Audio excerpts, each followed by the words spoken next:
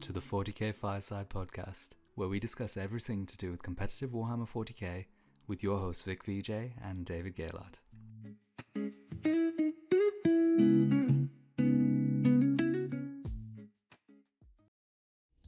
Bam. Look at that. Professional, man. Oh, that's how it happens. See, all the back end, it's really complicated stuff, and when you see it on the front end, it's all like, it's all nice. Love it when a plan comes together. Yeah, exactly, yeah. Well, speaking of plans coming together, we've got the A team here. Yes, I segued that reference as well. Yeah. It's obviously now since I'm in New Zealand, I've got access to some of the great players of New Zealand as well. So if you don't know, and you probably won't because you'll be an international listener, this is Jonty Larsen.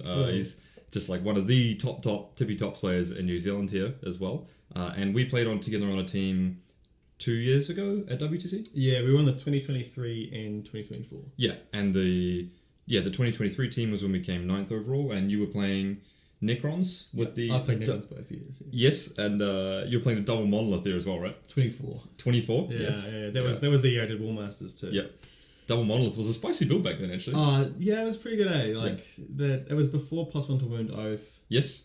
And we were debating whether or not, because I think that list was around. It was Hypercrypt, of course. Yeah. That list was around, and we were like, well, it might be too much of a skew, but I was really pushing for it, and the team being like, Jonty's really good on it, and it might have some worse pairings, but it's kind of hard to play into if if you are against a really good player on it, and it can really push some like big wins with the monolith kind of stat checky, big swing damage outputs on it. So the only real matchup that I was really scared of was basically just Harlequins and Haywire. Right, exactly right. Haywire killed the monolith. A lot of anti-infantry killed the immortals. I was like, it's my worst nightmare. And everyone hated T-Sons as well, so you didn't have to play that either. So no, I played it. Oh, you smashed some with it? Yeah, I beat Jeremy and War Masters on his T-Sons, and then I played, I think, Flavian from the Netherlands team. Yeah, beat him as well. Hell yeah! No, actually Drew. But I was like, that's good with a draw, right? Yeah, exactly. So, actually, Jonty and I played together recently. We weren't on the same team. You guys won the Chile team event. You were the home crowd, right? Yep. Which is like a 10-man team event here. I have some vlogs about it as well. But the 10-man team event here, which a lot of good players from the New Zealand scene were there. Yeah. And I recognized a lot of people from the previous 2024 team as well, which was cool to see. So they were playing in their club teams and stuff like that as well. Yeah. And we played you guys, and you thrashed us. And then you guys went on. You won every round, I guess, right? Yeah, nice. Yep, went undefeated. Yep, nice. 5 wins. And you guys had Ultramarines. You had Admech. You had Drukhari. Yep. Right. And then you had Leagues of Votan. Yes, with Josh. And 40 Warrior Necrons. Yeah, of course, right. Yeah.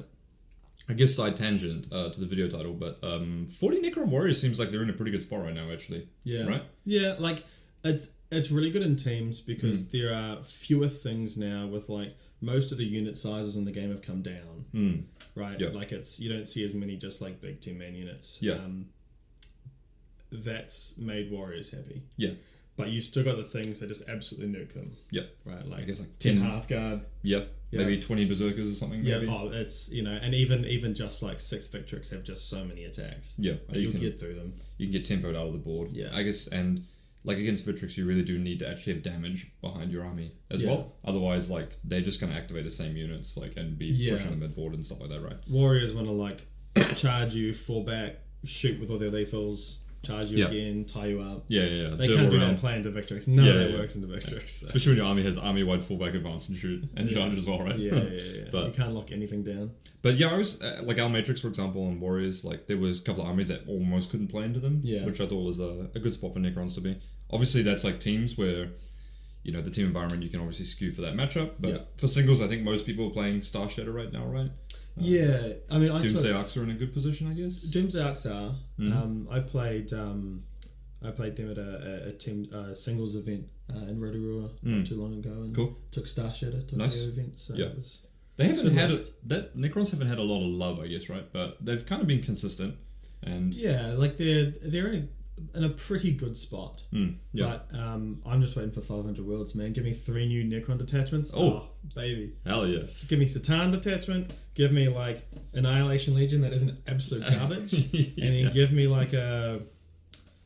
I don't know, man. Like, just surprised me with the last one. Yeah. It would be another vehicle detachment, probably. Oh, well. the motor pool's a little limited. Basically, DDA's Triarchs and... Yeah. Well, that's pretty much it. Yeah. You don't have anything else. Yeah. So, what, Jonty, you were obviously playing Ultramarines recently. I've been playing a bunch of Ultramarines. Well, we were both playing... I was playing 18, you were playing... 12. I was playing 20, you were playing 14 with Exonic Guard, if you include the, Manius unit, I guess, as well. Which you do. Yeah. Do I want to pay 60 fewer points and not get the Fiona pain? No, pass. Yeah. But you were playing Blades of Ultramar, right? Yeah. And I was pretty adamant that Gladius was just like a better Blades of Ultramar when it came out, but there's obviously just like pros and cons to it there, right? Yeah, definitely. So what do you think like the good part about playing Blades is versus like Gladius, I guess?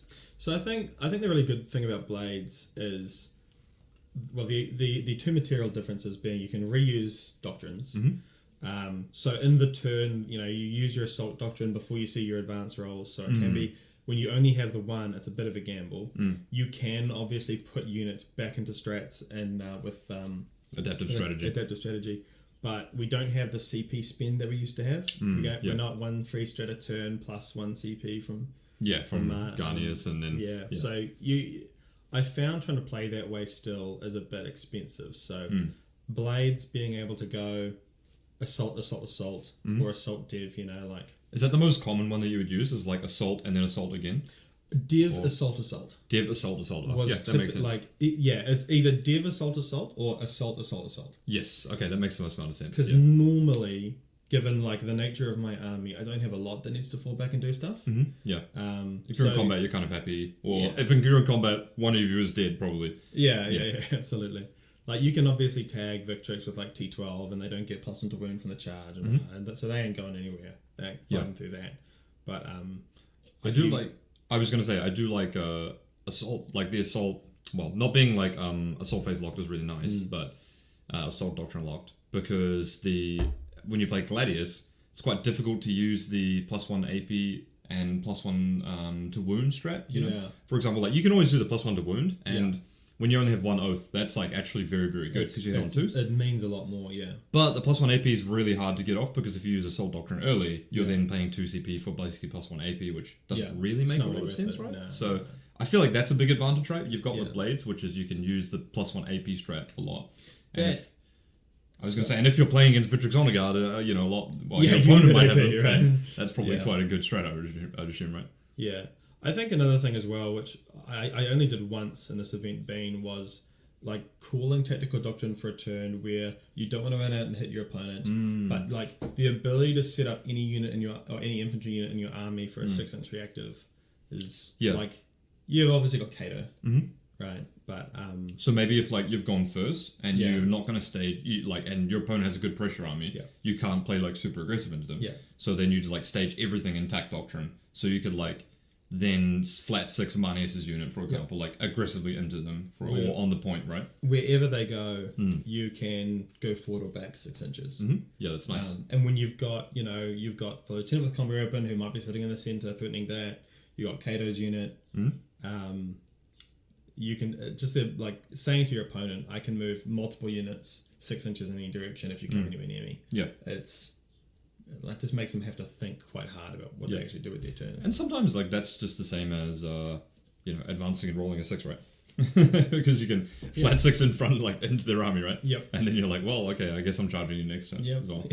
So multiple doctrines is obviously good, and then the big trade-off obviously being you don't get fight on death. No. But you do get -1 to wound. -1 to wound. So were you spamming that a lot, or is that something you? I used it a couple of times. So, like, basically what I did is I took 2 Redemptors in my list, and I think they're very good into the like damage 2 meta. Having the ability to go, okay, here's a Redemptor. The only thing that really answers this is like high anti-tank shooting. Yep. So, like good quality. And because like AOC is activation locked, but the -1 to wound strength equal to or greater than toughness is for the phase. So if your opponent lines up a couple of guns to try and take a Redemptor down, boom, I'm going to go -1 to wound. Yeah. Cut your damage output by by 25% if you're going from 3s to 4s. Mm-hmm. God forbid they're shooting your strength 10 one of his dreadnoughts and you go from 4s to 5s. You're like, that's 33% damage. Yeah. And so I guess so it's good on Redemptors where you can, that's probably the best use case I would say, because you're already stacking a data sheet with 2 durability abilities on it, right? For example, 2 up save and then -1 damage. Would you use that on do you think it's still effectively good to play that on a Ballistus Dreadnought, or? I think it's nearly as good. Mm-hmm. And the only reason I say nearly is because you still have the T10 2 up save 12 wounds, which is really a good defensive profile.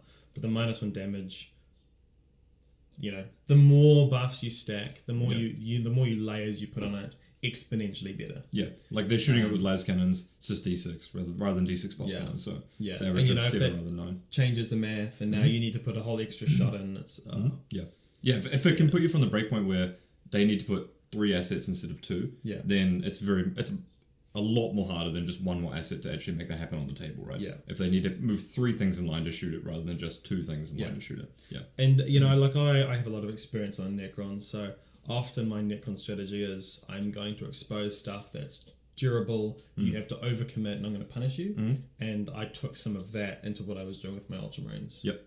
I think that's the main way to play Ultramarines, especially against the combat matchups for sure, right? That's the easiest game plan to go with, which we'll talk about in a minute here. So I think the only other thing is having the -1 to wound saved me a couple of times, or didn't save me, but messed with my opponents a couple of times where they have a +1 to wound strat. So Blood Angels, for instance, I got charged by them a few times and they're like, oh, do I use my lance here? Yeah. And it's like, well, if you do, I can spend a CP to just, now I'm -2 to wound. That can actually work on the Victrix Honor Guard as well, right? No, that's what I mean. Oh, right? So on the Victrix, where they are T4 -1 to wound, right, with the Strata's strength equal to or greater than. So you charge them with Blood Angels, you're inevitably going to be high strength than me. So they're down to 4s on chain swords and 3s on power weapons. I think they could spend a CP to lance and go back up. Yeah. But then I can go, oh, well, I'm going to spend a CP as well and go back down again. Yeah. So it means they don't spend their CP in the first place. I think it's... I have more. It's really interesting that, there's so many selling points to Blades, but is that, the only question that's relevant is, is that better than Fight on Death? Which is crazy, right? Because Fight on Death isn't amazing with Victrix Honor Guard, right? A lot of the times you're like, okay, your opponent puts a massive unit into it. You're like, well, I could AOC and I'll probably lose 3. If I don't AOC, I'm probably losing 4, maybe 4.5. Yeah. Or I can Fight on Death, so it's like, well, I could AOC, obviously, and fight with the rest of my unit afterwards. Or I can Fight on Death, lose more, but then activate more probably with a guaranteed result, right? It's not Fight on Death was mega powerful. Better. Yeah. And if it's low AP, especially I had chainswords coming into me from all this death company. I'm like, I'm just gonna AOC and save one. Yeah, exactly. What are you gonna do? Yeah, took literally 0 damage from 40 chainsword attacks. Right, nuts. Exactly. So yeah, it's an interesting kind of duopoly there. But I guess maybe with armies trying to come up with more, it's no surprise. I think whenever you talk about a team event now, or you talk about a singles list design, it's every single person the first question that everyone asks is how does it do in the Victrix Honor Guard? If you don't have that plan, then I'm afraid that whatever tournament you're going to play is going to be rough. One loss wherever you play, kind of that basically, right? Which is just goes to show you how massively game warping they are, even after the nerf. But it's interesting to think is Fight on Death maybe a little bit? Does it gain more value when people are looking for specific answers? And that maybe it's interesting. So I think in the mirror it's really good. Sure. I think the other weakness that Victrix have is strength 5 is nice, but there's a lot of stuff that strength 5 suffers into. So a lot of your damage can come from the +1 to wound from Oath or the Lance strat, which of course you can't use if you didn't charge. Yes, exactly. Yeah. So whether that means you're setting up a heroic to heroic that unit and then you can still use a strat, or whether you are and this is where I think if I was to redesign the list, I probably would play Gladius, but I would keep Roberta Gilman. Oh, okay, interesting, yeah. Yeah, because double oath often means you can oath the thing you want to kill, and then you can second oath the thing that you're concerned will try and kill you. That's interesting, which sets up really good Overwatch plays, and also fighting on death now with reroll hits and +1 to wound. Yes, with Gilman specifically. Or even with just the Victrix, right? Yeah. It's just that you have that second oath means you can use one aggressively, one defensively. Or if you're just going full gas, you can use defensively. To be honest with you, one of the good things about Fight on Death is that your opponent can't use a reactive stratagem to it, right? Yeah. So, will just No got AOC. -1 damage, but no AOC, right? Yeah. And Gilman, if he's fighting units that's oath, you can just YOLO him in there when you fight on death in the mirror. YOLO him in there, fight on death, and then he's going to be AP4. They can't AOC. All of a sudden, if you against their other oath target, like that's a very good selling point at that point, right? The counterpoint being obviously Gilman is close to 300 points, so like he's kind of an entire Victrix squad himself. So he's close and that he's over. He's like 345. 345, yeah. I think it's up on the screen there. 340. That's close. That's 5 points off.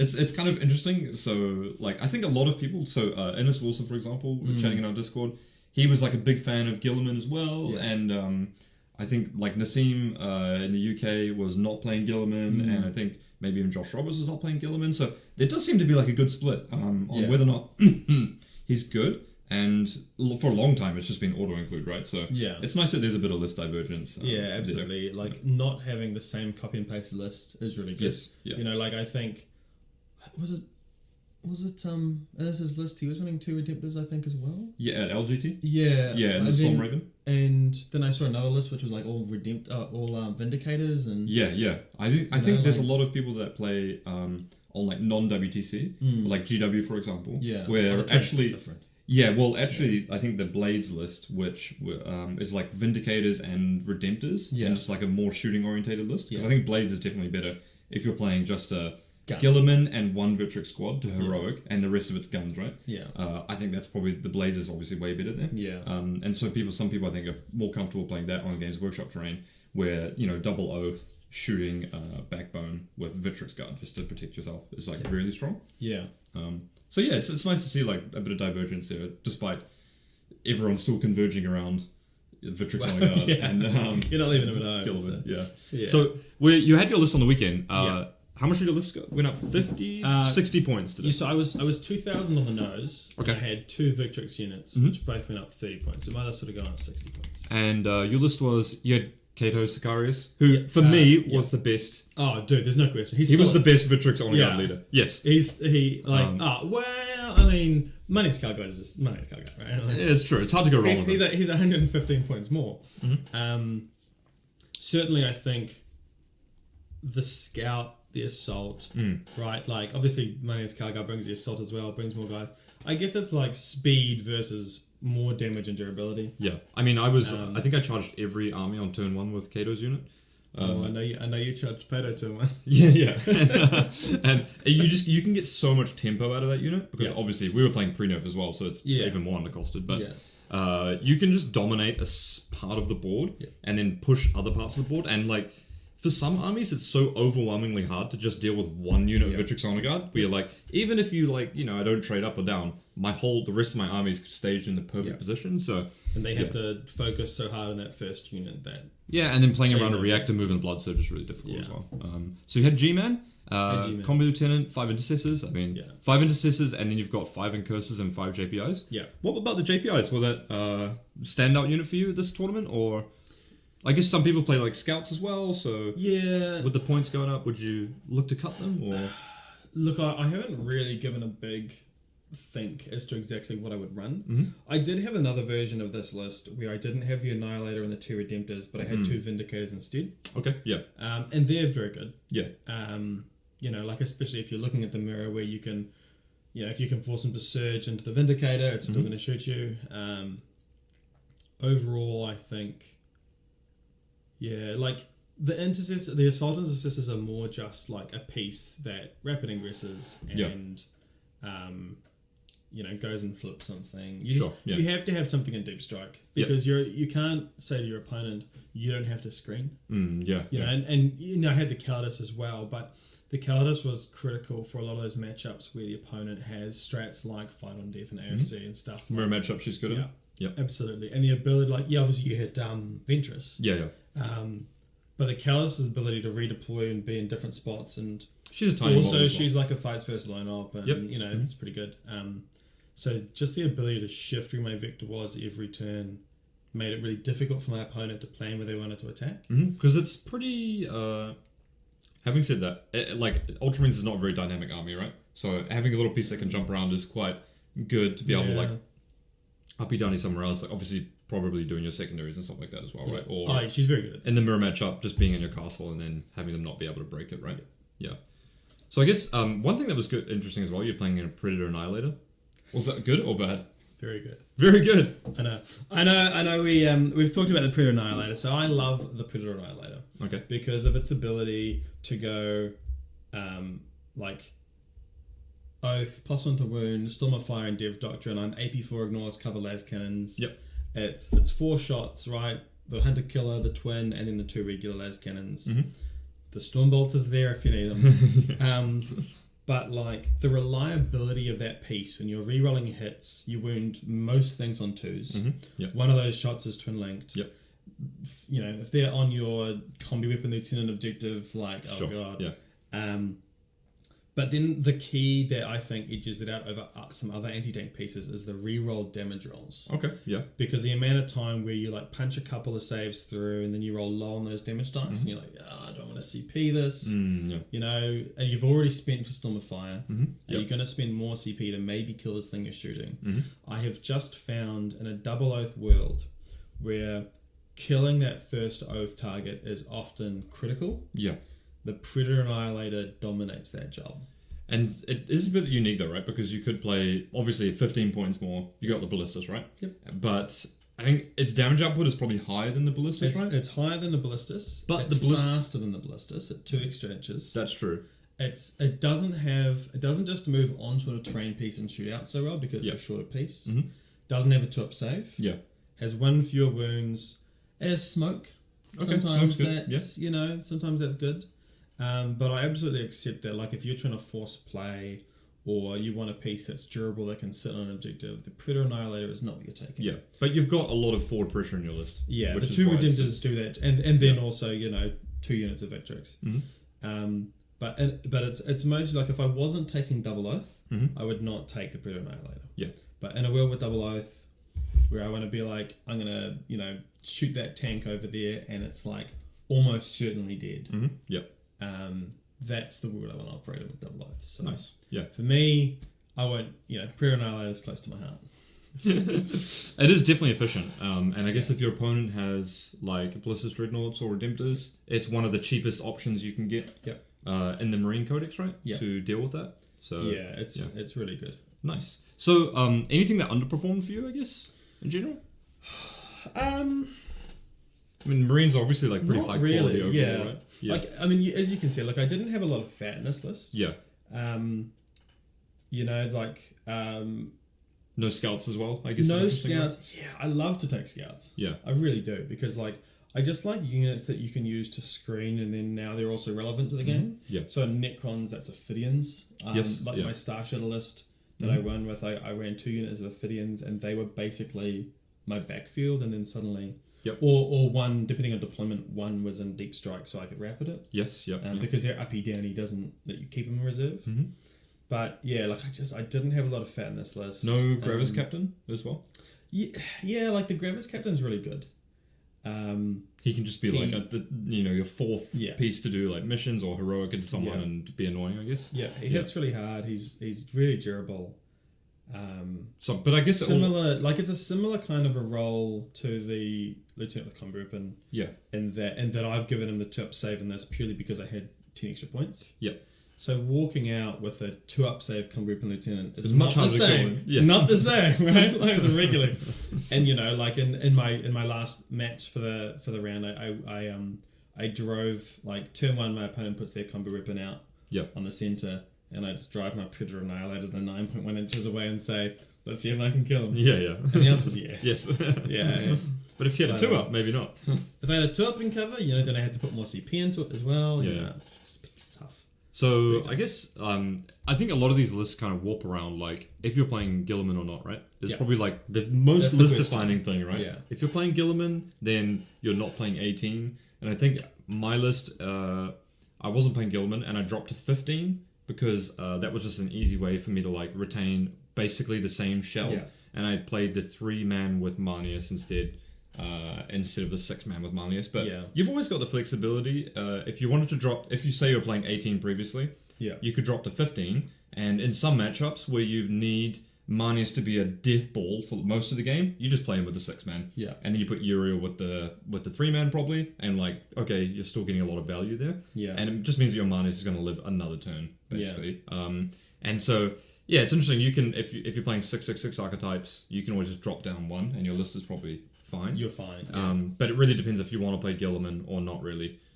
Which is probably, maybe that's, maybe there's no right. Yeah, maybe that's the first question, but maybe there's no right answer. And it kind of depends on your playstyle more than anything, right? And I really like that, you know, like what we talked about before, you don't have just like, it's not a solved issue, right? Like, some people take them, some people don't. It's not like Magnus where you basically like, are you playing Grand Coven? Magnus. Yeah. You know, Magnus has been auto-take for ever. For the edition, I think. Yeah, the entire edition. The entire edition. Same with the Combat Lieutenant, to be fair. So. Yeah. He's just silly. So like it's a great place to be, and I think like the other thing that Gilman is really good at is just being an absolute hammer to deal with some of the harder stuff. Mm-hmm. You know, like there are like anything that's like toughness 12, right? Like with a 2-up save, a dawn, you know. Any of those things, like the Victrix are gonna struggle into that. They're not gonna one-round it. But you know, you oath with Gilman to get the boss onto wound, or you use like. Or if you're in Assault Doctrine, which you probably are if Gilman's running up to punch something. Using Lance with bonus AP takes him to 85. Yeah, which basically punches through anything in the game, more or less. Yeah. Any 2-up save without an invul gets no save. And it's like damage 4. So like he just like picks up a Dawn and just puts it somewhere else. Bang removed, right? Puts it off the table, you know. The ability to do that, there's no other piece, I think. There's no other single piece that you can take that can do that, can just one-tap something like that. Yeah, like if they have delivery like time or something like... Yeah, the delivery's a lot harder. And in the mirror matchup, I feel like he's a little bit harder to deliver safely. Because he's not because of his base size is quite big. It's quite easy to get into combat with him first. I think. But I think if you can maneuver him well and maybe get a heroic with him, like threaten that, then he is really good in the mirror. I think again it's like if you're to run this again and you want it to be better into Victrix, you run it as a regular Gladius, so that he has fight on death, so that if the Victrix charge him, 2 CP, I'm killing 5 Victrix probably. And then you should get back up. And should get back up. You know, he probably dies. But you know, like if they don't boost their AP, okay, well. Maybe there's also a world where you ASC and now he saves on 3s. Depending on how many you're in combat with and stuff like that. I mean, I think you probably accept if you get charged, if Gilman gets charged by Unit of Victrix, you probably just accept that he is dead. You spend the fight on death, nothing else. And if he lives, like, hey! You know, what are the odds? But I mean, after all that, like, you can really see, for example, like, you're probably just going to, regardless of your list, if your list is Ultramrines versus Ultramrines, and you've got at least something that's good in the mirror matchup, like you're playing similar shells, you know, it might be Ballistus versus whatever.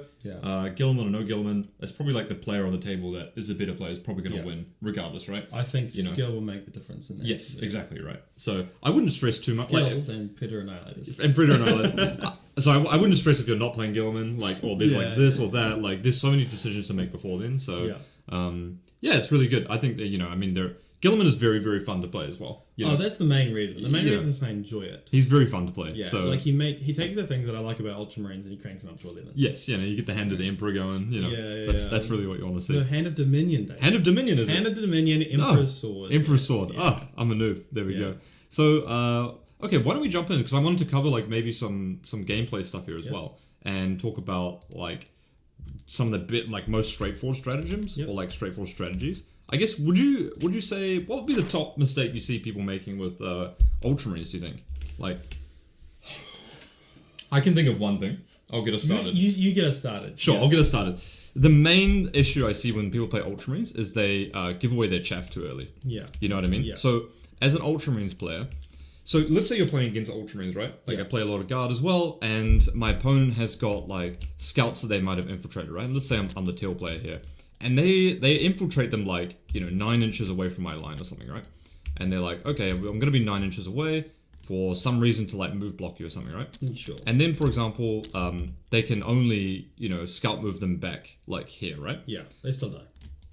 That's my favorite unit to kill in the game, I think. Yeah. As soon as I'm playing against Marines, I'm like, please, oh god, please give me these scouts early on, because when you're the Ultramarines player and you lose the scouts, your only game, or you lose a bit of your chaff, let's say you lose like 2 pieces of your chaff early on. Yeah. The only game plan you have after that is to bludgeon your opponent to death through the middle of the board, right? Yeah. And once your opponent knows that, it's like a lot easier to play against, right? It's like, okay, well, you can't like do secondaries, or, if you draw like, Lord forbid you draw like cleanse or recover assets or something that's not like extend battle lines and kill your opponent, which you don't always get. It's really hard to actually play the game. Very. So I like to, like, if I was playing on this board, for example, and my opponent had pressure, I would even put them like up here.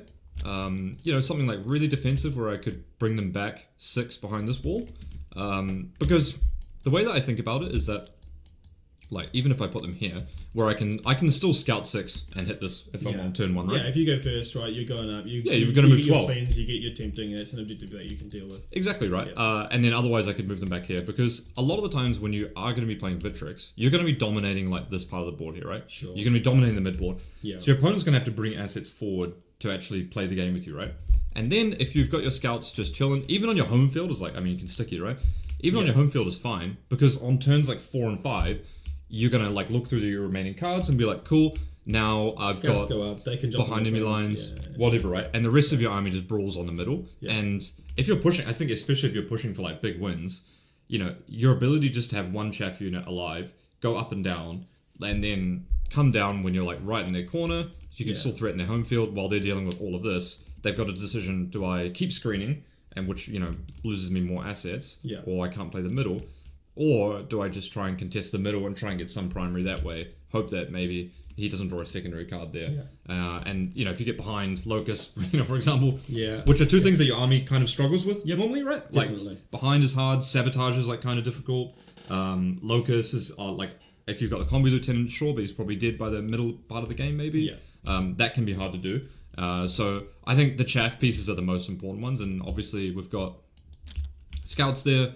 We've got incurses, which for me were fantastic this weekend. Curses.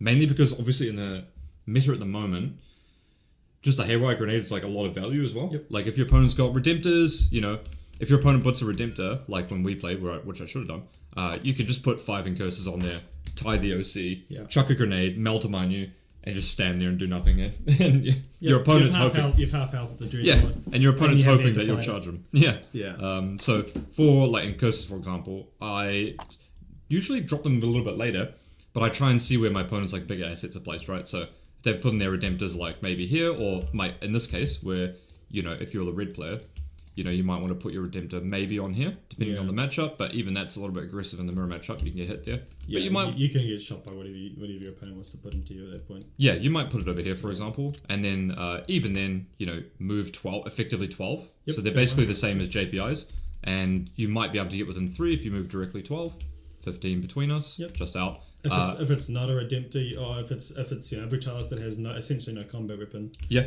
a ballistus, just charge it. You can just charge it. Yep. Like if you need to turn 1, even giving them the Salt Doctrine if you're right, if you're rushing up the other side of the board. Yep. You can hit them up to AP2 with lance. And sustained. They're gonna pluck like 4 or 5 wounds on a ballistus with that profile. Yeah. So. And they're very good at just like killing chaff pieces that will move block your Victrix Honor Guard as well. Yep. And the way that I thought about these guys for a long time was, they're just a scout move 6 piece, but actually they move 12, which is the same distance that JPI moves from your deployment. Well, from one turn, yeah. Exactly, right? So, but the first turn where you might want to kill, like, I don't know, 10 Catachan or something, or one little piece there, they move the same distance. They have actually roughly the same number of attacks because it's sustained. Yeah, because sustained, But then you have the Haywire instead of the Power Fist, so...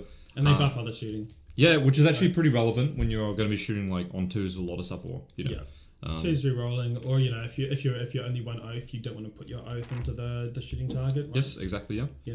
And then we've got intercessors as well. This is the last bit of sticky home and run forward or screen. Exactly. Yeah. So I think when you're playing Ultramarines, as soon as your opponent, like often for me, the setup will be like scouts back here. If my opponent has kind of uppy downy, for me, I like to do this, and then have my intercessors cover the same thing. Yeah. And then as soon as my opponent has no uppy downy, intercessors just leave and then go straight forward. Yeah. I mean, with Oath, intercessors are actually like incredibly good data sheet. Should you? And then it's the 20 shots plus the grenade launcher but you've probably advanced. Yeah. Right, probably advanced. So you're it's probably just the 20 bolt shots. But 20 bolt shots with +1 to wound, access to ignores cover. Yeah, you're shooting a big knight, then there's no it all adds up. Yeah. You got to shoot every gun. Yeah. It all adds up. Yeah. If I could also shoot the pistols at the same time, I would, but I'm not a vehicle. And so, that's how I like to play the chaff, I like to have the scouts, make sure they're safe, and then I'll just play, you don't have to infiltrate. Like, if infiltrating means that you might lose them, then it's oftentimes not worth it. Like, you can just play this unit that doesn't infiltrate, and just uppy down, screens your backfield, and uppy down these later. Yeah. It's actually, like, the right way to play it, I think, sometimes. And I really didn't want to go without the uppy downy in my list, which is why... A similar role, I kind of have the Gladius, so so I can't lose her early because you need that Vik early. But once you've kind of used that and you've got that advantage in terms of stuff because you've jammed in, you've killed a bunch of the enemy, you've opened up space, then the Gladius can then become a bit more of a mission piece. And she's got a smaller base size as well. Then much smaller. She's so much easier to fit, right? Like if you have to say to your opponent, you have to screen 5 marine bodies, they're like, okay, you have to screen one, 32 mil 32, base or something, Like all of a sudden, it's 9 inches along the entire board edge. Yeah. Especially on something like Crucible, right? Where, like, it's right to the very edge of the board. Yeah.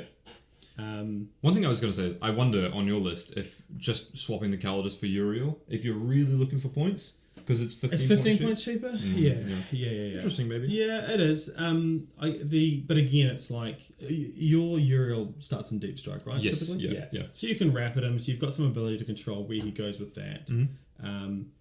Again, though, for me, like the Gladius's ability to jump back and forth across the board, what makes it. Plus it's like a lone op and mission piece. Yep. And in a list where I was on Gilman, I don't have a lot of fat. The ability to go. The Gladius can be mission play or CP. Nice. Nice, cool. I think in terms of deployment, at least in a way that, like, I set up a lot of my stuff is, I am okay giving up pieces turn 1, but only where it's combat and I can heroic. Yes. So why don't we talk about that? Why don't we chat about the Redemptors, I guess, because I obviously wasn't playing them, but I guess. What's the most, like, let's say you're playing against, like, World Eaters, for example. Yeah. Like, what is your game plan thinking of playing against, like, a melee pressure army, perhaps? Or maybe even the Mirror? Because the Mirror is basically a combat matchup to a large degree, right? Whereabouts do you like your Redemptors? Let's say we're playing on this map here, and we're kind of playing the Mirror matchup, for example. Sure. Yeah, so I would, in this matchup, you want one that can threaten the center. Okay. While also probably dealing with your expansion. Okay. So I would probably put one, like if it's World Eaters, they have no shooting that I care about. So right there, where you can move forward and shoot the center. You can, if you want to, you can push it up on the right and down over here. Jump to that. Yeah. Yep. Like, it's nice to have them in pairs where they can support fire each other. Okay. So the other one, like, because they're not super consistent, right? Well, it's D6 plus 1. Yeah. Like, and the World Eaters mirror, the World Eaters match, you're almost always getting blast. Yes. Yeah. Right. Like, if it's 8 bound, great, I'm damage 3. If it's Zerks, cool, I'm AP4. You don't get a save if I ignore cover or whatever. Yeah.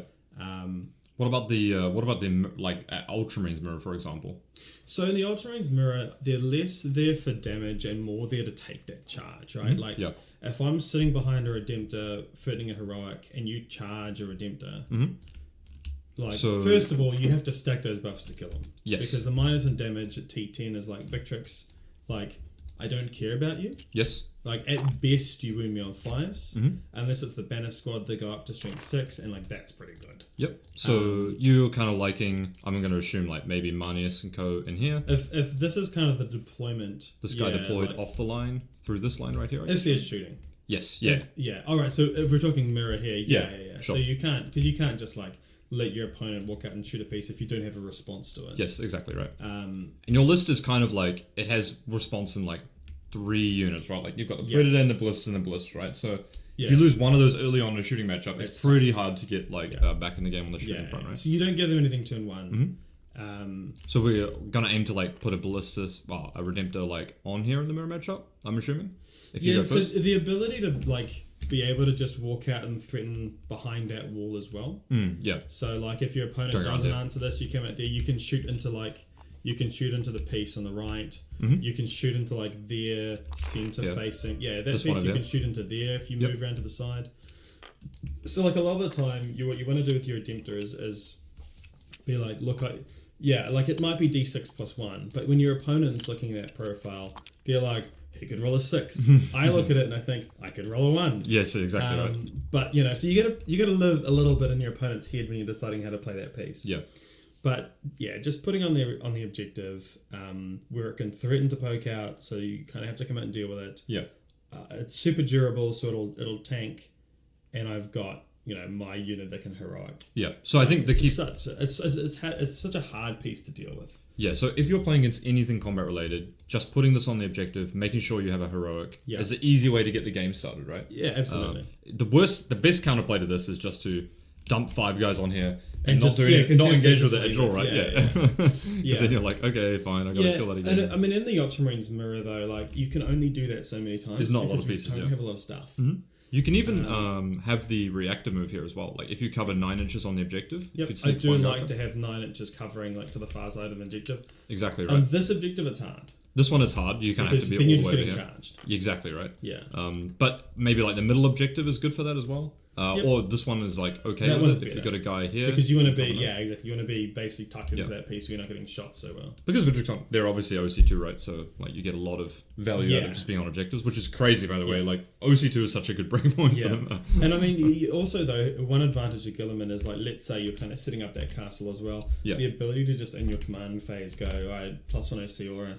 Oh yeah, right? That's interesting, like, right? When your opponent's like, I've got 4 OC on and you're 4 OC, like if you walk a Dreadnought onto an objective and you don't have Gilman, and my Dreadnought's on the objective and Gilman's within 6 inches, I go, you didn't suggest anything. Yep. And which means that they can't go for that play because it won't work. So you don't have to use it. You can still sit and 3-step double oath.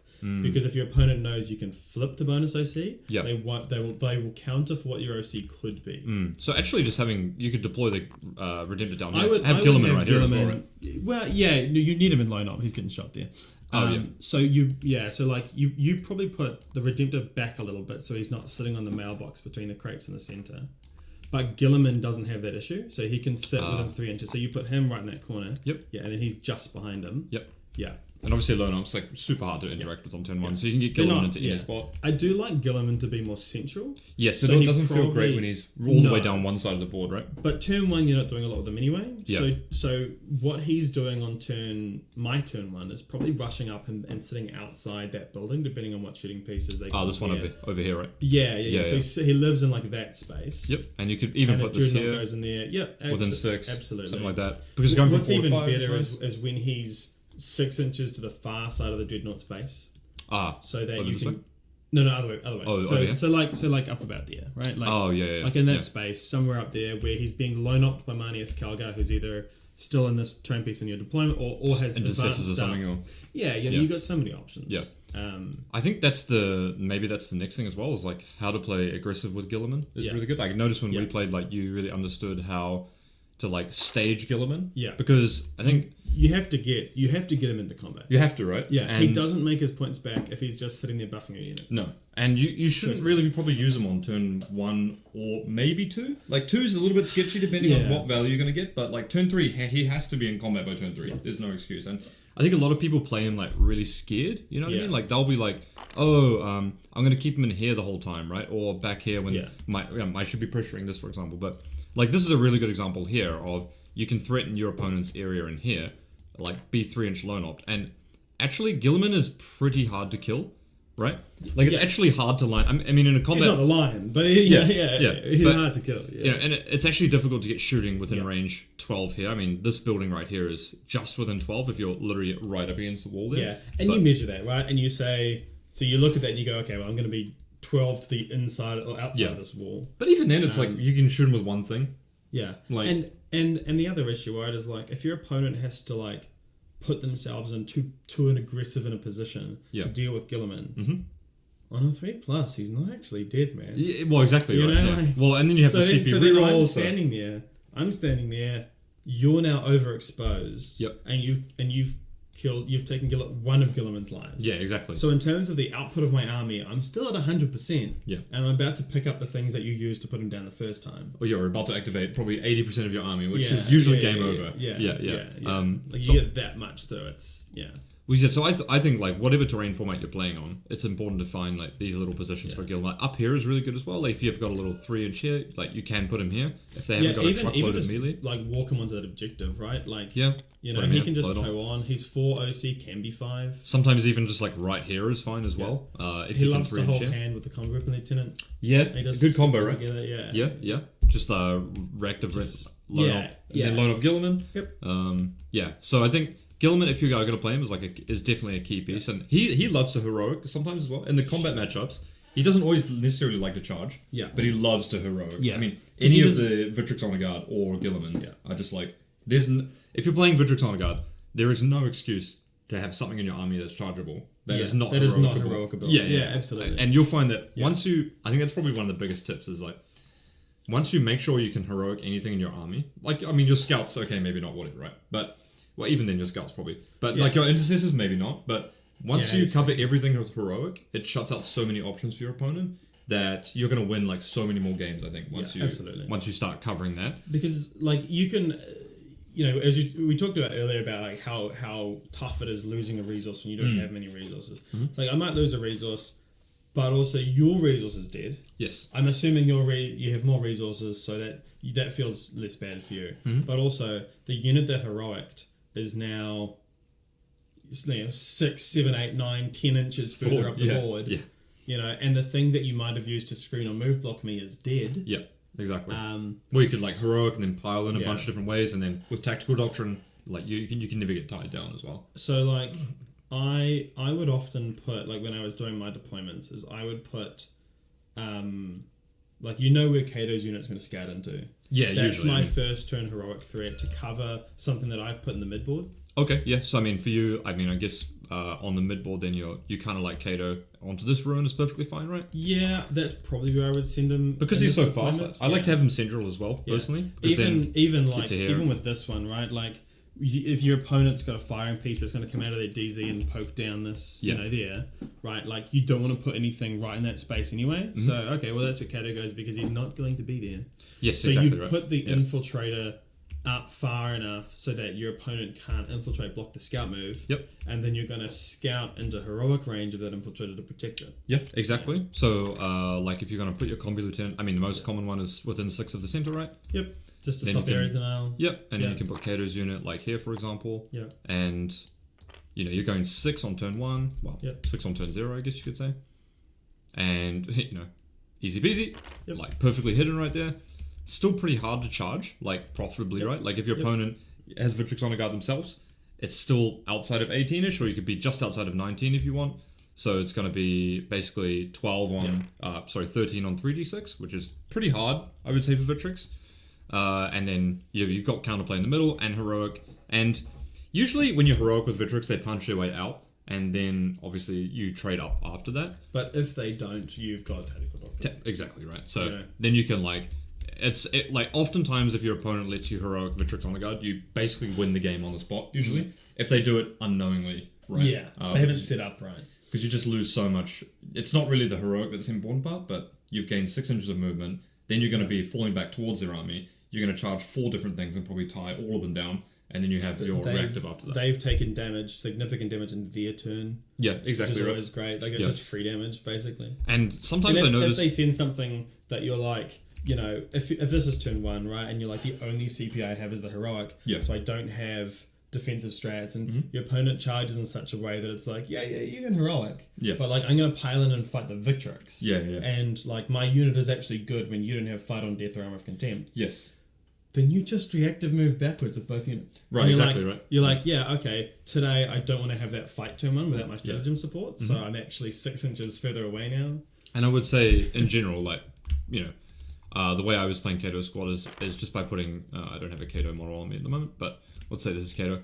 I just basically rammed Kato in the front. Yeah, and I would he has to lead the squad. Yeah, and I would just say, I would look for one objective and try and just cover 9 inches with one objective. Yeah. Or, the unit that they're going to charge, I would just be 9 inches in front of that unit as close as possible, right? Because you really don't want to use the reactive move stratagem on Kato's unit, obviously, because it feels so much better when you like get his reactive and then you get reactive somewhere else as well. Absolutely. And I mean, you obviously with the Captain Sicarius model, it being 9 inches from the model, you say to your opponent, it's 9 inches from like the guy at the front of the squad. If you aim with a 9 of him, I go flat 6. And they go, okay, well, what if I like run around the side a little bit? I stay at a 9 from Kato, but now I'm like with an 8 of a Victrix guy on the side. It's like, okay, if you do that, I can still reactive move D6. Yeah. So like you can go for like trying to be 8 inches away from me. I can still move D6 and ruin this. Yeah. Or you can come straight towards me and I'll go flat 6. Backwards. Yeah. And it doesn't cost me anything. Yeah. Like giving your opponent those problems to deal with. It's very hard. I mean, that's where most mistakes happen, right? So it's having the best tool is the one you don't have to use. Yes, of course, right? Yeah. So like how often do you actually react a move? Like with the squad tactics? Not very often, no. Because your opponent has to commit so much time and energy to making that reactive bad. Yeah. And although I do know in your match into my team, your opponent spent his time moving his entire army except for the unit you were engaged with. Yes. And then fell back and you moved to the one spot he could. So that is a tip. If you're not the Ultramarines player, say you're another person playing around reactive move, I'll give you a tip. Always move the unit that will trigger the reactive move first. Yeah. Right. Because you do not want to move your whole army and then move the unit that has the reactive that will trigger the reactive move. Say you're in combat, for example. Yeah. Because then they know where all your army is moved and they can make the best decision. Right. Yeah. Just move that unit first. If you're in a bind where like you've got lots of different decisions to make. And you're going to be triggering a reactor move somewhere, I would say just go for that straight away. Just be like, cool, I'm going to trigger the reactor move, what are you going to do? And then your Ultramarines player actually has to make a decision.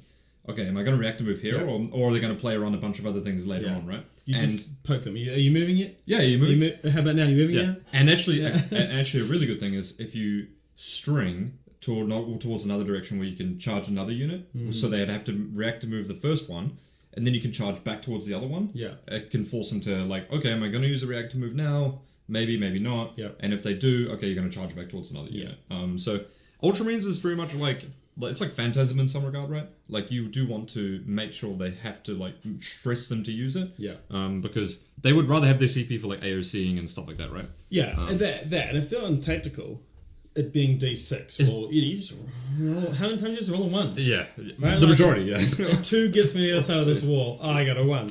Sad. Yeah, oftentimes it's like you actually need like a 3 or a 4 for it to be good. Yeah. And so as an Ultramarines player, it never really feels great when you're like, okay, a 3 or 4, you know. Yeah. So and that's where playing into like there are some armies that aren't going to run at you, but could.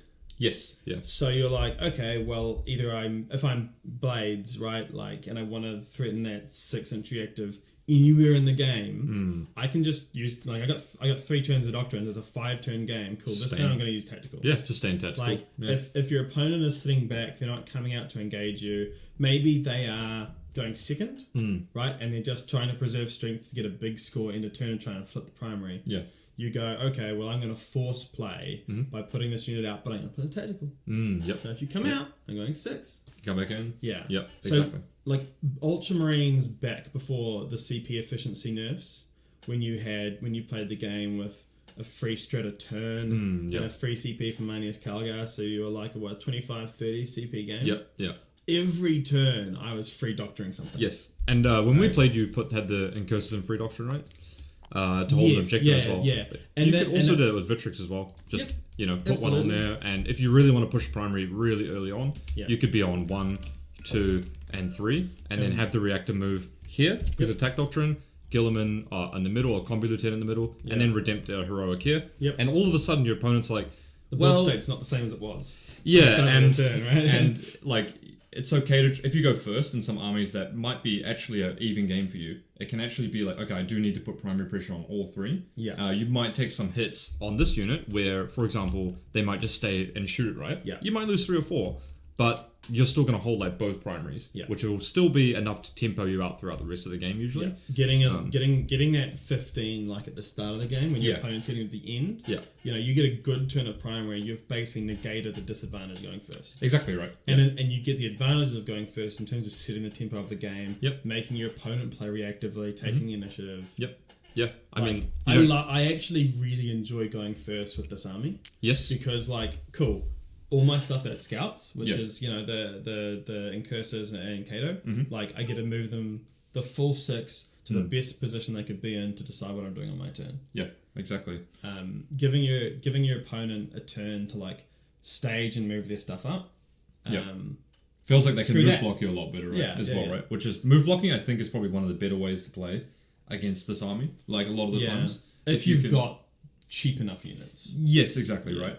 But I think a lot of the times people will be like, oh, they're on the primary, or for example, oh, you're on the primary, I have to contest that, right? Which sometimes as Ultramarines play, you really want someone to do. Yeah. Let's say, for example, a good way to play sometimes can be like, oh, I'm on the primary, knowing that your opponent kind of can deny it, but actually that's absolutely fine sometimes because they're going to be bleeding a unit, for example. And then once if you make them do that a couple of times, then exactly right. Now I have a stuff advantage, and now that I've bled you enough, I'm just going to push you. Just going to go all in. And you can't, and you've lost too much to stop me. Yeah.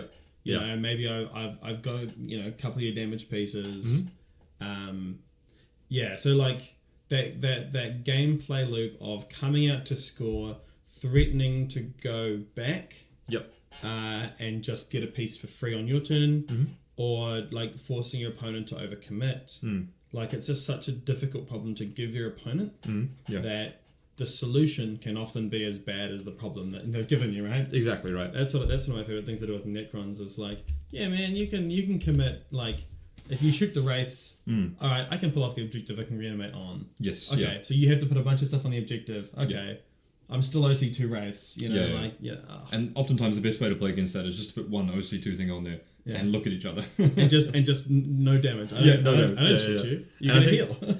and that's probably the best way to play Ultras as well, I think, is having the capability of going okay, here's how I'm going to play my expansion with this durable heroic threat right here. That's cool. And then how am I going to play the middle, and can I threaten the middle? I think is the big one there as well, right? Yeah. If you've got Gilman, the combi lieutenant can go to OC2, which I think is a nice breakpoint as well. Yep. But a lot of times people want to chuck their own OC1 line up on and contest it. Right, exactly. But also, if you've just got your incursors, right, or something, just putting whatever breakpoint they're at, just putting 2 here, can oftentimes be hard to deal with. 4 OC. 4 OC. Functionally. Yeah, if you've got Gilman. And then, and you don't have to do it. Exactly right. They're I need to put more on. And precisely. Right. And then, you can have your Predator here, and then your Redemptor here, ready just to counter shoot them as well, right? So solving your expansion should be pretty simple with the heroic. And then the middle, I think, is really the interesting one to try and just push people. Yeah. Just put something cheap out there, if you've got an Impulsor, or if you've got incursors that you can AOC, smoke maybe, and then counter shoot down that line is a really easy way to make sure people start playing the game early. And I think that's probably the 4th tip I would say, is if you can try and make people play the game quickly, that's really good for you, right? Yeah. Because you're playing Victrix Honor Guard with Ultramarines and Gilman or whatever, you're probably going to table your opponent 9 times out of 10. You're probably tabling most people, right? Yeah. Or you leave them as scraps that don't matter. Right, exactly, right? They're functionally table. So the worst thing you can do is if your opponent doesn't have to start playing the game until turn 3, right? They're okay, I'm just going to sit back, we're going to look at each other, and okay, I've gone second, so whatever, right? So you really do need to make people come and play into you. Yeah. But that's oftentimes a good thing when you've got reactive move, right? If you've got this setup's really good, right? Where you've got Gilman, right here. Maybe they can't shoot here. The middle. Maybe you've got Marnius' unit down here, perhaps. Yep. And then you've got JPIs in reserve. You've got your Predator over here. Maybe I'll just put a Impulsive. Oh god, Predator. Maybe you've got your Predator like this. That's a good spot for the guy. Where he can kind of go down here, or maybe he's back here where he can step on. He just wants to go adopt a firing line, right? Yeah. That's all he wants to do. And so if you've got a big setup like this, you've got the possibility of Gman heroicing a charge here, which his base is actually quite big, so you could probably create a pocket here, right? You need to kind of set up the heroic if you're playing it with him. Yeah. Because he's 50 mils? Yeah, I think he's on a scout Scout Sentinel base, yeah. I'm not sure exactly what it is. No, you're fine. So you do need to have your opponent like, okay, I'm going to put something here, and then do they shoot the incursors or not? Yep. There's a question because you're obviously going to counter shoot down. The Redemptor's probably going on the point next turn, and you're going to counter shoot down. If their solution is I'm going to sit back and shoot you, they've got smoke and they've got AOC. Yes, it's actually hard to kill. And Blade, they got -1 to wound. -1 to wound. So you have the tools that if their solution to the incursor problem is I'm going to sit back and shoot you, you have the strats to try and keep that unit alive. Like you can decide whether or not it's worth it to go for, right? Like if they've committed kind of just enough, you can tip the scales. Yeah. The unit lives, you score primary. Yep. Big success. Sometimes that's all that can matter, right? Yeah. Like and the incursors need a single model. Yes, exactly. Right, to hand out the buff. Mm-hmm. Yeah. Well, and it's the guy with the meltamine. Yeah, exactly right. Yeah. But also in this situation, like let's say they advance like a 5 OC unit up, and they're like, haha, bang, like this unit is trash. I'm throwing it away. I can't do anything with it. I'm not going to charge you. I'm not going to shoot you. Yeah. But it's 5 OC. You can only have 2. Mm-hmm. All right. Well, it's 4 because Gilman's there, right? Mm-hmm. So that's why it has to be 5. Okay. Maybe now I'll reactive move. I get a 3rd model on this objective. Now I'm 6 AC and I can shot. Could be a Vitrix Honor Guard as well. I mean, it could be anything, right? Like that's a good example of like, as we were talking about before. Let's say they have that board position, right? And you've got something that you as the opponent, have something. You're like, okay, how am I going to contest this? Yeah. Do not move your whole army first and then go to contest this. Just do that first. Yeah, and there's like, what are you going to do? Then ask if they're going to reactive move, right? Because then you can safely play the rest of the board, right? Like they might have... As soon as it's gone, right? Yes, exactly. The best tool is when you have to use, but once you've used the tool... Yeah.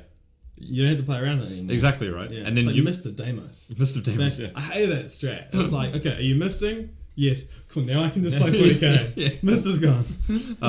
But then you can imagine, like, if they were trying to... Like, this might be a common case, right? Where they've gone for over here. You've gone, okay, I'm going to put 4 OC here. Yeah. They're like, okay, well... I will reactive move or I won't. Let's say they reactive move. And then all of a sudden you go, okay, well, your other guy's outside of 9. Then I'm going to advance and shoot my guy at your Vitrix guard now, right? Yeah. And that's a mistake the Ultramrines player can make, but it's a mistake that you can see as well. Yeah. Like, it'd just be like, okay, cool, I'm going to play around this part right here. Yeah, for sure. Like, the ability to, like, when you have so many solutions to the problems that you are trying to hand to your opponent, you can threaten any of them. They're only good till you've used them. Yes, exactly, right. And, like, it's kind of like forking in some, like, when the opponent had Phantasm, like, if you just threatened, like, 3 targets, units, then they're like, which one is getting the Phantasm? Right, exactly, and which units are dying. Exactly, right. Yeah. And you kind of need to pick them apart like that as well, I think. And so knowing where your opponent can go, what they can threaten, and knowing your threat ranges, that's why it's so important. Mm-hmm. So I guess any other thing that comes to mind in terms of like big mistakes you see people making? Just not planning their turns ahead. Okay, yeah. So like, that's what I'm talking about in terms of like free-stratting something in a doctrine, not because I want to use it this turn, but because I want to use it in your turn. Mm-hmm. Yeah. Right? Like, the Oath of Moment when you've got double Oath. Not like you only care about the kind of first oath because they've only exposed one thing. Cool. What's the next unit that army's going to have to send out to interact with you? Set up an Overwatch. Well, I think just oathing their you can oath the unit to kill, and then you can oath their big offensive unit as well. Yeah, it's like always a good recipe. I think, right? The thing that they want to send out next, right? So you don't necessarily need to oath the 5 random dudes over there. Yeah. Like, okay, if you kill them, you don't like. That's a good example. Like, you've got 2 oaths. You can oath maybe like a Ballista's Dreadnought that's on a point that you're going to try and kill. And then you can oath their big unit or 5 random dudes that you're going to tag with your incursors. Yeah. Well, a lot of people will be like, yeah, I'm going to oath the 5 random dudes I'm going to kill with my incursors because that's the next target I'm going to shoot, right? Or if you oath their huge brick, then it really makes it more difficult if they're going to actually send that out to interact with you, right? So I think that's a really good tip, actually, is like, don't necessarily... You can use an oath offensively by making your opponent more scared about using the unit that they are oathed against, I think. Yeah. So like a good example of that is, like in a previous iteration of this list, before we had the Scourge, which was the VHG, I had like a Judy with the Honor Vehement in 6 Blade Guard. Yep. And like that is a very kind of mono-dimensional unit in terms of the threats that it can deal with. And this was at a time where you had a lot of T like Custodies were really good. You had a lot of T6 and up like 8 bound. I can't remember. There's lots of things like that. Like orcs, they had a lot of like -1 to wound orc stuff. And so your fights first isn't actually that good. You're not going to kill enough. Or if they fight on death, for example. Or... Sure, but now here's my second oath is on the only thing that can come and interact with this unit. Do you want to charge me and give me fights first now that I'm rerolling all of my hits? And then I, because they're blade guard, they're gonna now reroll ones to save. Like, do you want to charge that unit? Yeah, there's a big difference. Especially a big difference, especially if you have a heroic as well, right? Yeah, like or often that unit was the heroic. Yes, because it fights first. So fights first heroic units are just. Like, and there was a teams list as well. Like in this particular iteration of the list, we had a lot of stuff in our list that would deal with melee control real well. So my job wasn't melee control. Okay, yeah, which is kind of like one of the reasons as well why I was playing Blades. It's like I was looking for more of the matches where I could charge, hit something, tag something, reactive move, blood surge. So anything with like good melee counter threats or shooting and engagement range like Riptides. That was the stuff that I didn't like so much. But what was my original You were point? originally talking about the Oath of Moment, double oath. Yeah. So like the ability to like put that second oath on something else, control that melee fight, rather. Fights first with oath is so much better. Yeah, 100%. Even just fights first in general. Plan ahead. Like, consider how your opponent's going to react to what you're doing. Decide whether it's worth putting the combo weapon lieutenant out. Yes. Because sometimes it isn't. Sometimes your opponent's just going to drive up outside of 9, shoot him and kill him. And then it's kind of like, you haven't really got your value out of him. But if you move the combo weapon lieutenant out on a turn where they're like likely and you don't just go, I'm going to touch the back of the objective. No, touch the front of the objective. Yes. Go far forward as you can with a 6 still gets you back into safety. Because you're denying more space that your opponent can't operate in if that 9 inches is further forward. I mean, where the combo lieutenant goes is actually, I think, a really difficult problem for a lot of people. I think it's more somewhere difficult. Where he gets cover is also really good. But do you play like which objective do you name? Where do you infiltrate where you don't lose him? It always feels like the combo lieutenant. He's something you should get 300 points of value out of. But and when you don't, you're disappointed. But the reality is he's still 70 points, right? He's not like the most like. He shouldn't be carrying you the whole game. It's like and whether you do it with a combo weapon lieutenant or a unit you've put into tactical or something, like giving your opponent a problem where I've come out, I've scored some points with this unit. If you move on to this objective, I am going to reactive back into safety and I'm going to keep my units alive. So your opponent goes, all right, well I can't come within range, and cool, I rapid ingress, JPIs on the back of the if you're talking about this crate. Right here, maybe they've poked at enough to see the combo weapon lieutenant, right? But if you've got if you can just drop this unit and you're like, I'm just gonna be right here. Cool. Right. My objective, I still score it. When your opponent has chosen not to engage with this objective to deny you the primary and to kill your piece, and you still get the primary, that's pretty good. That's a good tip I would say. Is you can create lots of situations where you can be within 9, right? To cover the objective, which you can then rapid ingress over it, which is what you did in rapid ingress space, which is a really good tip as well, I think. I guess the biggest takeaway is probably, I was going to make a point on fights first. I feel like fights first in the meta are probably not worth paying for at the moment, because Vitrix Honor Guard can just tank a bunch of damage, so you're like, okay, you got fights first, which is usually you're paying a premium for, or it doesn't really hit that hard. So I probably wouldn't go for fights first, but if you've got Oath and Fight, the Lion is good for sure. He's got a good amount of combat control. Real ones to hit and wound innately makes him... makes him a bit more consistent for sure. Lilith's unit... Really good into certain targets. Right? Like lethal hit plus an AP and Spectacle of Spite makes her slap into things that she shouldn't. But kind of outside of those 2 units... There's not a lot that's great. I would not recommend... If the Judy could lead Victrix, you'd be like, oh my god. Would you though? I don't know, it's interesting. I think you might. Yeah, maybe, then screw fight on death. I'm going to heroic into a fights first. I don't have to spend... what character are you going to replace though? I mean, I didn't get the last one to wound. Yeah. That's what I'm saying, because Kato's units, I mean, I haven't given it a lot of thought. I personally had a lot of... Kato's so good. Marnias is so good. It's definitely not them, right? I guess it's the third squad. Well, that's the thing, right? And then you you replace the card is Uriel. of interest, and you have even fewer units in your army because Yeah. you have Personally, for me, like Uriel wasn't the best. His Vector wasn't insane. Yeah. But it was the fact that he gave you unit deep strike was like just rapid ingressing the Victrix on a guard once you've already tempoed someone. Anywhere, it's just like okay, cool.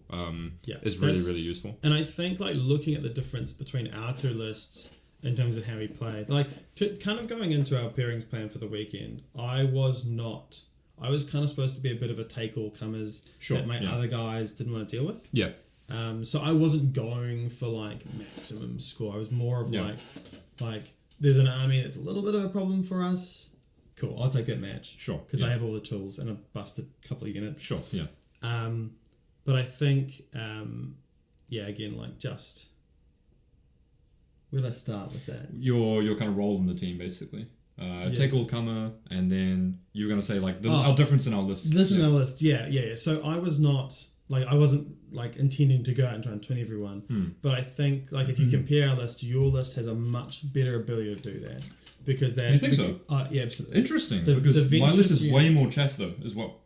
I mean, it does, but also like when you like the third unit of Victrix, that rapid ingresses, and now you push that. That's the nail in the coffin, right? Yeah, because like in my list, I'm completely happy.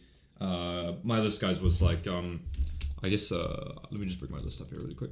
VHG, that's what they're all called. So my list you can play is literally just this, and you drop 3 Victrix on a guard. Yeah. And I was looking at this the other night. I was looking at this the other night. I still don't like the repulsors or the ballistas necessarily. I was looking at this, and it was 1970, and I literally couldn't think of 30 points to improve something. I was like, well, probably all does the same thing. But yeah, I was fine on my list just dumping out Kato's unit. Because then if I had the 6 Victrix on a guard with Uriel, that was the unit that would really like hit them. Yeah. Because I would hit them with Marnius's unit, like these things would like run up and charge stuff, Gravis Captain charge stuff, and then all of a sudden there would be Marnius and Uriel's unit. And that's really what would carry you throughout the rest of the game, right? I mean, not many people can survive that. But I was interesting because I feel like my list was a lot more well-rounded than most people's.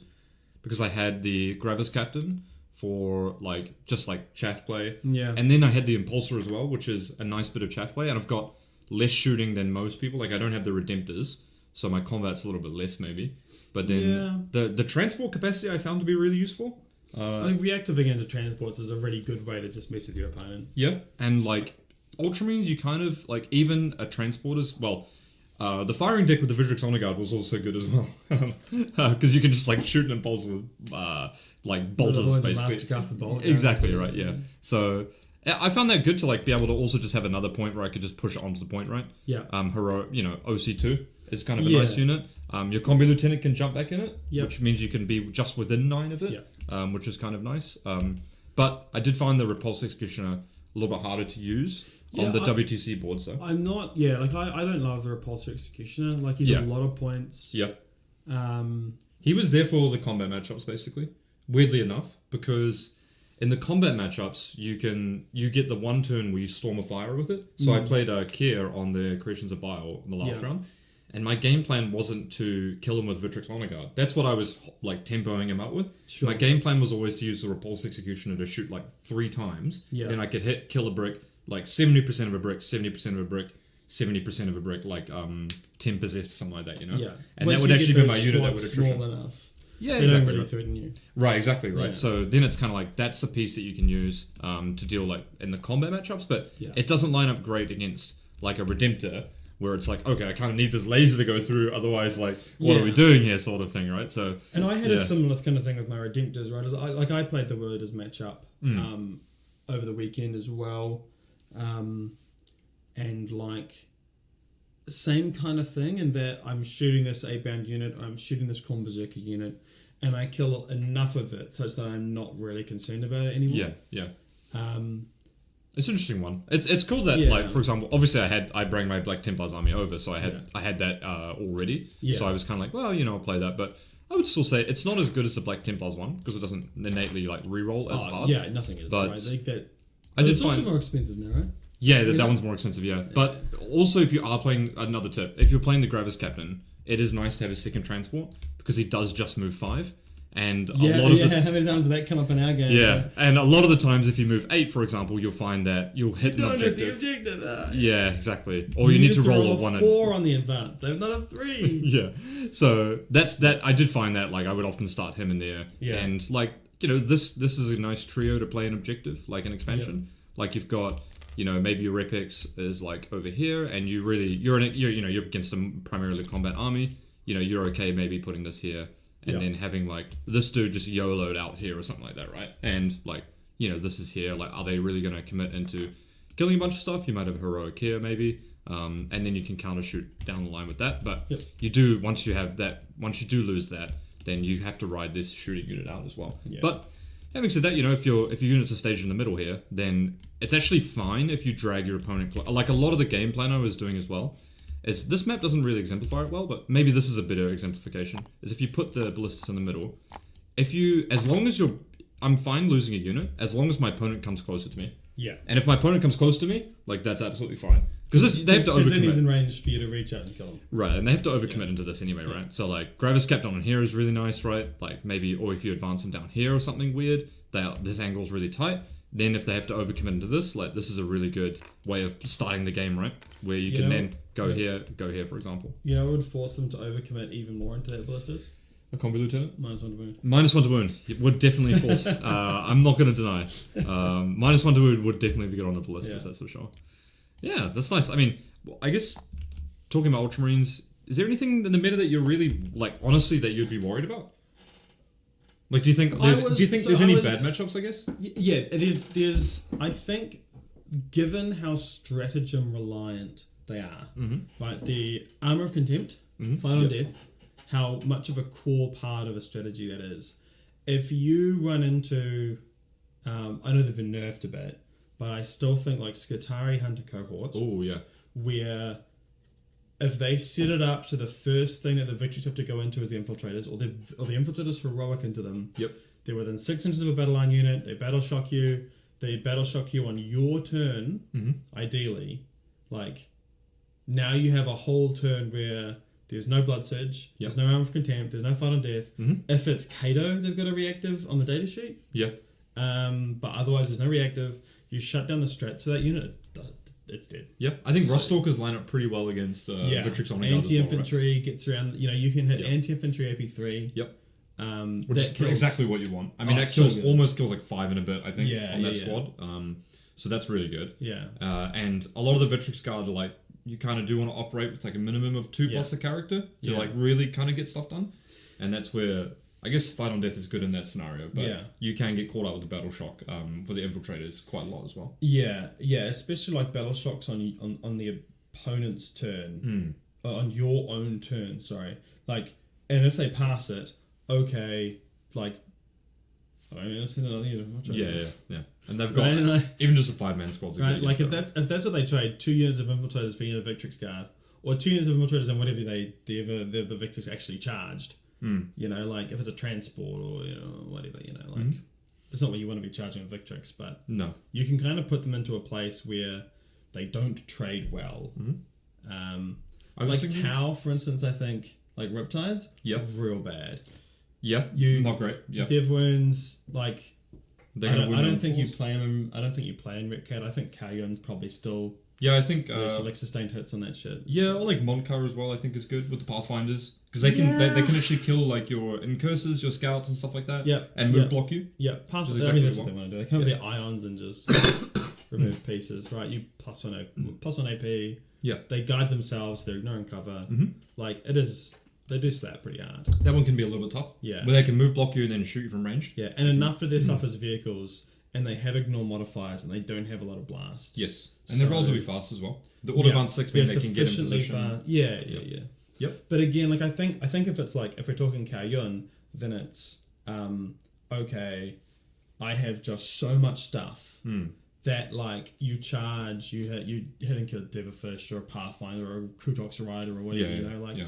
They're gonna win the shootout game if you come out the front and shoot them, and if you've only got like kind of more expensive stuff, then they'll win the trading game as well. Yep. I think maybe like Nightbringer, if you're playing Necrons, is a good shout as well. Yeah. Really hard for Victrix to get into. Yeah. And even Gilman doesn't want to go into him because, like, let's say you roll. Oh, Gilman doesn't kill him. Like you roll maybe even CP roll your own save, and then all of a sudden it's really hard to do. Damage 4 goes to damage 2. Yes, exactly right. And he's got 12 wounds. You've got 7 attacks. He has to make either 2 saves or some combination of that and feel no pains. Yep. Does fight phase mortals and then shoots you. Yeah. In combat. Yep. Yep. Heals. So, I think especially in Star Shadow where you move the Reanimator out 1 CP at the end of your fight phase. Heal him up. 2d3. Right, if the Technomancer's still alive, you also heal him in the movement phase. The ability to restore models, wounds on that model is nuts. Yeah, and actually the Nightbringer has always been good against Marines because it's an elite army versus elite unit. Yeah. As long as he's near an objective, like you're kind of okay with that. Yeah. So just get him on the objective. Yeah, but you got to get him there. Yeah. And I think apart from that, I can't really think of too many things that are. I have to have a closer look at it, but I think there might be some play in the new Blood Angels detachment. Yeah, people have been liking that. Yeah, I mean the AP boost is really what you need to kill those units. Yes. And in a similar way that you have the Infiltrators battle shocking you, you've got Dante, who can -1 battle shock. Yep. And if you don't have as much knowledge in that, but it's still start of the fight phase, the same timing. I think Nemesis Claws in that same sense as well. Oh, really good. Yeah, I didn't even consider just having Screw battle shock. You have no strats at all. There's no really dice good. roll. It's often really easy to double charge Marine units as well. Yeah. You just okay, I'm just going to multi-charge a bunch of stuff. You can't use any strats, you can't interrupt, you can't AOC, you can't fight on death. Yeah. And as soon as you do that and you neuter a unit, you can do a lot into that, I think. Yeah. Which is kind of nice. You have a lot of good melee in Yes. Yeah. Yeah. Especially I think if you're in Raiders where the Victrix want to be on an objective. They're OC2, you know, they want to be there. Yeah.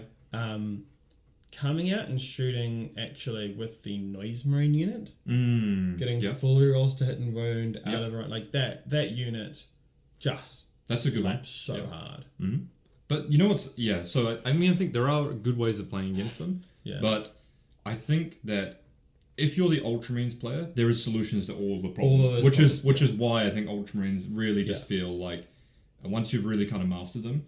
Master the tricks of forcing your opponent into bad positions, then they're just such a strong army. Though. I mean, they're the strongest army in the game. Putting pressure on the right places. Yeah.